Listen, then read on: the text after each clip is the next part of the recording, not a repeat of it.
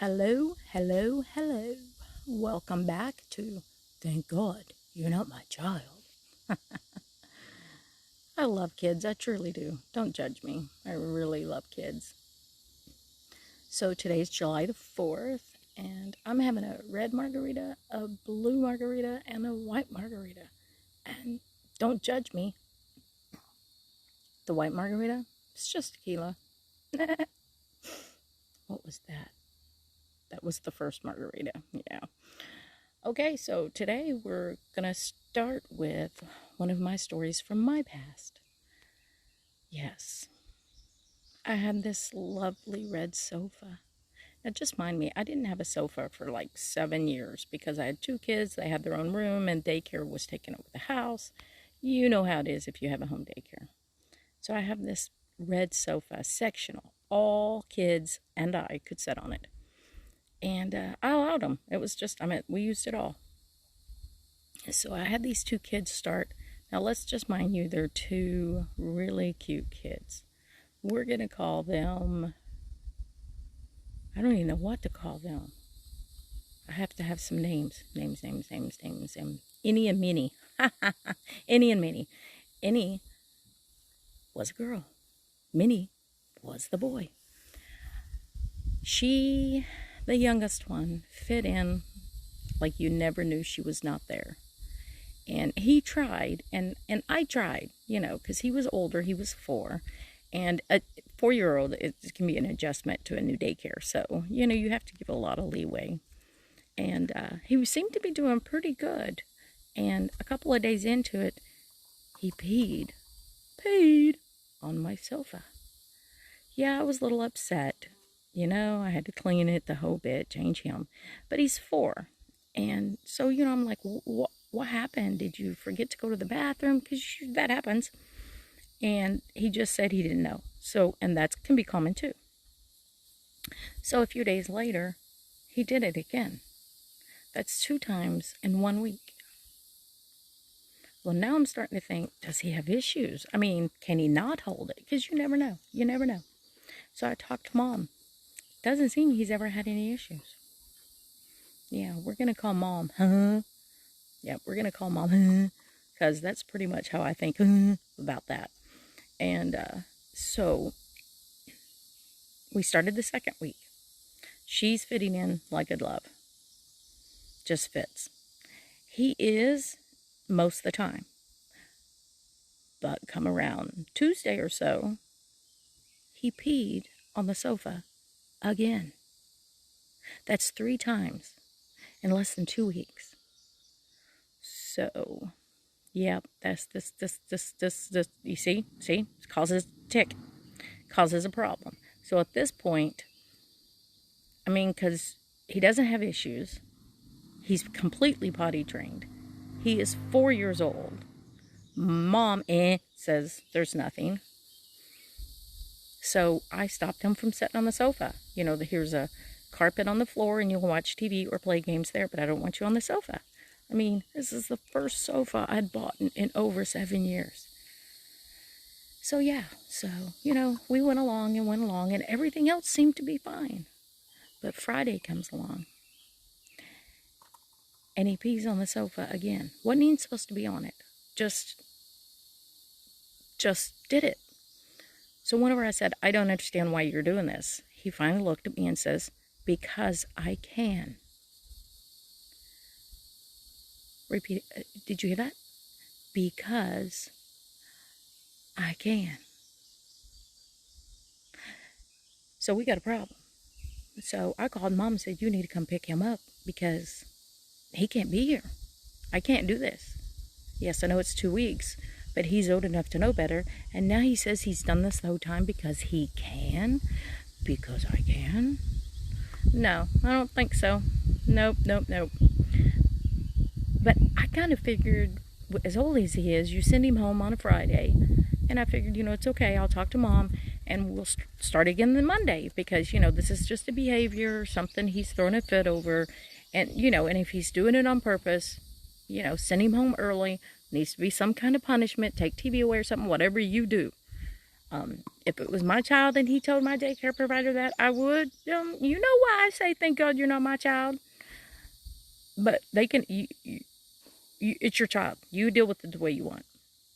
Well, Mom comes in, and I can't even tell you everything that she did to him. When she came in, she came in, he happened to be sitting in timeout. And the things that she said to him, and she pushed the little girl, and she was obviously upset about this. But, you know, now you guys know, beep, fuck is one of my favorite words. But you don't say it around kids. You don't say it around kids, especially my daycare kids. Because I want my daycare kids to stay as innocent as they can and as kids as long as they can. Because life is rough. So at this point, I went over, grabbed all of their stuff and put it in a bag and told her that they couldn't come back. That is the only set of kids I ever had to do that to in 27 years. And I can tell you from experience, they're great kids now. I know them. It was just a fit. So was it as much as his fit that they got kicked out or Mom's fit? I definitely know she's has learned a lot. Because you learn so much. When I was a 22-year-old mom, 19-year-old mom, the stuff I did, Lord Jesus, I think I would have been an old person, probably stared at me and went, what the fuck is she doing? So just know, when you have a 2-year-old or you have an infant and it's your first one, nobody's a perfect parent. You're going to fuck up your whole life. You just got to make those days as good as you can. You know? We're going to move on to one of my kids' stories. Yes, remember, my kids are perfect. Perfectly Justin and perfectly Emily. And they were handfuls at times. Everybody kids are. And if they're not, you're in denial. Just saying. Well, when Emily was 2, she was in a 2-year-old class at daycare, and I was in a 3-year-old class teaching. And I got called in for little parent-teacher conference, and, you know, it probably was an issue because Emily was maybe a handful when she was little. Cute little handful, but still yet a handful. So the first thing they wanted me to see was the pictures on the wall. Could I pick out Emily's? Well, spot on. Yes, she was 2, about 2.5, and she wanted to stay in the lines. She wanted her stuff to be, if it was supposed to be a brown bear, it needed to be brown, and the trees needed to be green, and everything. The sky should be blue, and if there's no clouds, it shouldn't have. It was very precise, which makes a lot of sense since she's, you know, went to college to be an art teacher. She does photography. The eye that she has started when she was 2, probably before. So that was the good thing. So I was very proud, very proud. But then they had an issue. They could not get my sweet little Emily to call them by her name. All she would ever say was, hey, hey, hey, hey, you. And she knew their names because I would ask her and she'd tell me. But she only called them, hey, hey, down to all they would say was look at her and say, I'm not a horse, I'm not hay, you know, horses eat hay, and anything they come up with, but she just would not stop it. But what it came down to was she was just kind of bored in the 2-year-old class. Albeit she was just a little artist and she knew what she wanted and she was kind of smart. And so they wanted to move her to the 3-year-old class. But that led to a second problem. I can't be teaching the 3-year-old class if Emily's in there. And it wasn't a normal rule they had, but Emily has been known if I was with a kid and was talking to them or they were sitting on my lap, she might come over and hit them and say, that's my mama. Yeah, I said, you know, she was a little bit of a handful. Man, I just love her. Loved her from the day I became pregnant with her. She is just perfectly Emily. So, of course, we switched and everything got much better. But the first couple of weeks of her in the 3rd grade class, she was still saying, hey, to the teachers. So I actually had to take some things away for her to respect someone, to call them what they need to be called. And it was just a control thing, I do believe, but it still yet was extremely funny. I didn't laugh in front of her, but you know, these are my colleagues that she can't respect enough to call them by their name. So you gotta kind of laugh a little bit. But she didn't know it, but they all knew that I was like, oh, that's my dada. So yeah, so, you know, that was the time that I said, but you are my child. So yeah, see, yeah, we all have issues. Just remember that. Just remember that God made babies cute so you'd love them. So when they got to be 2, 5, 8, 10, 20, 30, you remembered how cute they were when a baby, and you don't want to kill them. Or at least you won't. You know what I mean? Since we've been talking about daycare, I'm going to go ahead and move on to a very disturbing video at a preschool daycare. And it is 5 years ago. And this girl is running around this daycare that obviously is a very nice daycare, at least look-wise. And it seems all good. Everything the teacher said when she was trying to calm down the child was spot on. So this little girl obviously is having a very hard time with her emotions. And we have all seen it. I've seen it over the years, and you know, I think when they throw a fit like this, that they're overwhelmed and they just don't know what to do. And when a person doesn't know what to do, no matter what age, they might act out. And you know, when you can't talk, a baby may bite. And when you don't know the words, you might scream, you might kick. And so you know this little girl in this video is having an issue. But she won't calm down enough to even talk about it or not, which is where the problem comes in. She is pulling things off the wall. She is running around. She is knocking over shelves. She is pushing toys. She is destroying stuff in this classroom and screaming. She's obviously over the top, and it's just rough. So you even hear the teacher say, that's not how you talk, because she wants her to use her words. And if you've taught school, I don't care, daycare, school, whatever you've done, if you've parent, one thing you've probably said a lot is use your words. It is so hard. Adults have a hard time. I don't know about you, but there are some times that I'm like, I'm 53, and there's some times where I don't know how to use my words. The good news is I don't scream and throw a fit. Normally. I just have to say normally I wouldn't, but, you know, I'm sure I have before, so don't judge. So this teacher seemed to have done anything wrong, but this went on for, I'm thinking, over 5 minutes. And I think they'd already called her mom and coming in, but this was a very, I mean, I think it had over 5 million views, and the comments, and no, it was not right what this little girl was doing. And the teacher was doing everything right. But I think that how do you stop a child when they're that far over in their emotions that they don't know how to react? It's very easy for us to go, oh, thank God she's not my child, because that's what I would always do. And that's still the truth, because, I mean, I'm all for whooping. I'm all for whooping. But right now, I don't think it would help that little girl at all. So, you know, just remember, when you see that kid throwing a fit, although we're going to go, thank God that's not my child. And what in the hell is going on here? And why isn't that teacher/parent doing anything? Just remember, sometimes they have to learn on their own. Hopefully we can just stop them from destroying things and hurting other people.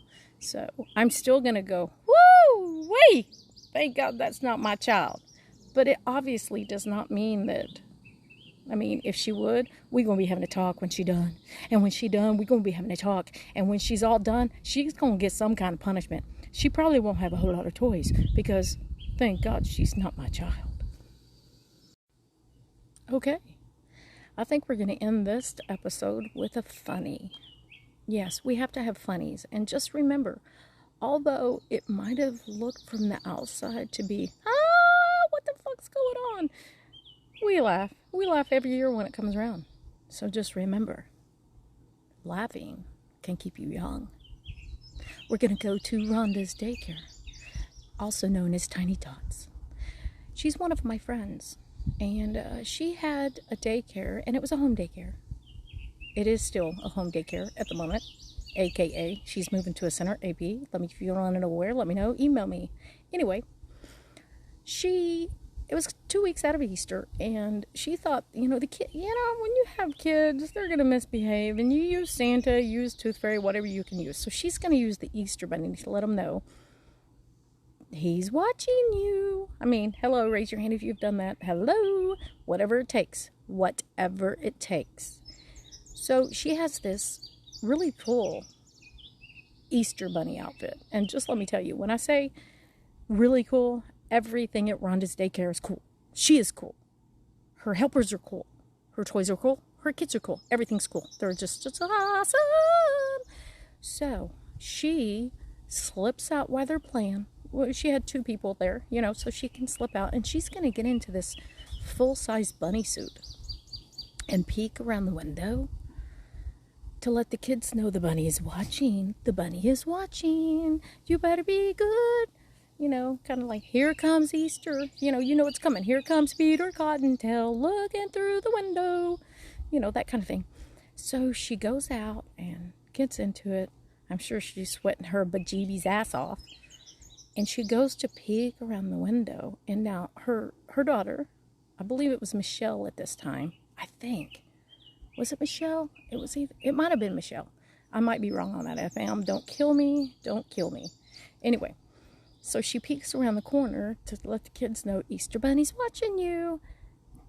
And it scared those kids so horrible that you thought that the Easter Bunny had a knife going, I'm gonna get you. I'm coming in 2 weeks.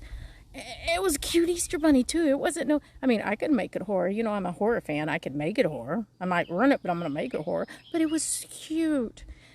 The idea was spot on 100%. Well, no, it was 99% because that 1% had massive kids screaming and crying that the Easter Bunny was going to get them.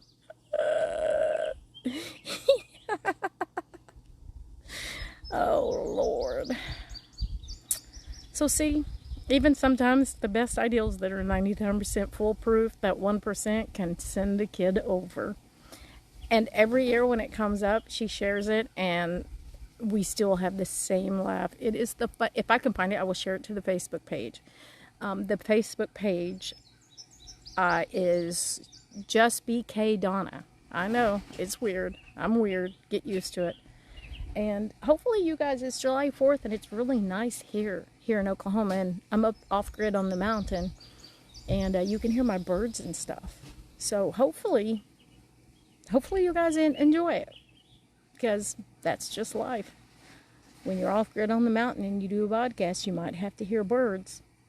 So until next time, drink that margarita or your iced coffee, whatever you like. And remember, when you see that kid throwing a fit, hopefully it's not yours, and you can say, thank God that's not my child.